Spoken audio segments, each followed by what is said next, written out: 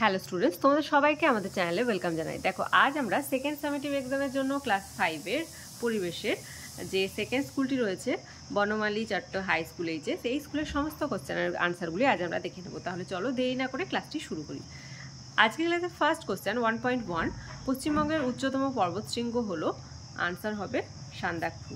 Next one, Sundarban অঞ্চলের একটি নদী হলো মাতলা, সবাই পারবে এটা। 1.3, নিজের জীবনের পরোয়া না করে প্লেগ রোগীদের সেবা করেছেন ভগ্নী নিবেদিতা। 2-এর দাগে কি বলছে, শুদ্ধ অশুদ্ধ। বাঁকুড়া জেলার ফজলি আম বিখ্যাত, একদমই না, কারণ মালদাতে আমরা জানি যে ফজলি আম বিখ্যাত।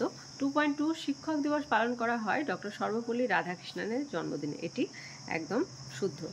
শূন্যস্থান পূরণ করো। কেলেঘাই ও কংসাবতী নদী মিশে তৈরি হয়েছে ড্যাশ নদী, আনসার হবে হলদি নদী।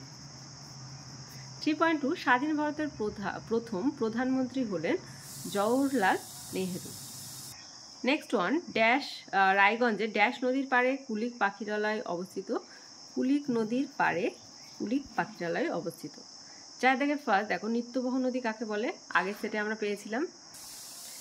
যে সমস্ত নদী বরফ গলা জলে পুষ্ট, সারা বছর নদীতে জল থাকে এবং নৌ পরিবহনযোগ্য, সেই সমস্ত নদীকে বলা হয় নিত্যবহ নদী, যেমন গঙ্গা, জলঙ্গি ইত্যাদি।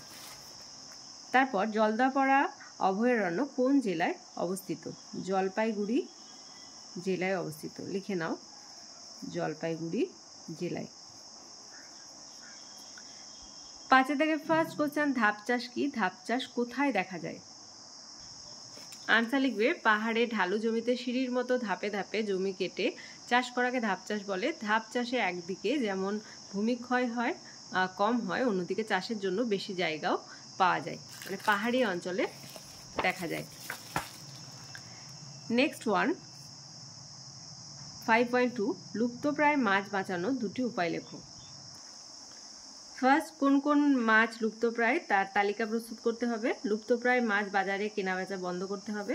থার্ড, লুপ্তপ্রায় মাছের ডিম বা চারা মাছ পঞ্চায়েতের মাধ্যমে বিলি করতে হবে। ফোর্থ, লুপ্তপ্রায় মাছ ধরা নিষিদ্ধ করতে হবে। 6 থেকে ফার্স্ট 6.1-এ দেখো, গঙ্গা নদীর গতিপথ লেখো। এটা তোমাদের টেক্সটে খুব সুন্দরভাবে দেওয়া আছে, 68 পেজে পাবে। এখান থেকে উত্তরাখণ্ড থেকে পুরোটা লিখে দেবে, গঙ্গা নদীর গতিপথ। ওকে, 68 পেজ। আজকের ক্লাসের লাস্ট কোশ্চেন, তিতুমির কে, তিতুমির ও তার সঙ্গীরা ইংরেজদের বিরুদ্ধে লড়াই করেছিলেন কেন। ফার্স্ট পার্টের আনসারটা লিখবে যে তিতুমির বাঁশের কেল্লা বানিয়েছিলেন, আর তিতুমির ও তার সঙ্গীরা কাদের বিরুদ্ধে কিসের জন্য লড়াই করেছিলেন। তিতুমির ও তার সঙ্গীরা ইংরেজ আর তাদের দেশীয় সঙ্গী জমিদারের অন্যায় ও জুলুমের বিরুদ্ধে লড়াই করেছিলেন। তাহলে আজকে দেখো, সেকেন্ড স্কুল বনমালী চট্ট হাই স্কুল এইচএস, এই স্কুলের সমস্ত কোশ্চেন আনসারগুলি আজ আমরা দেখে নিলাম।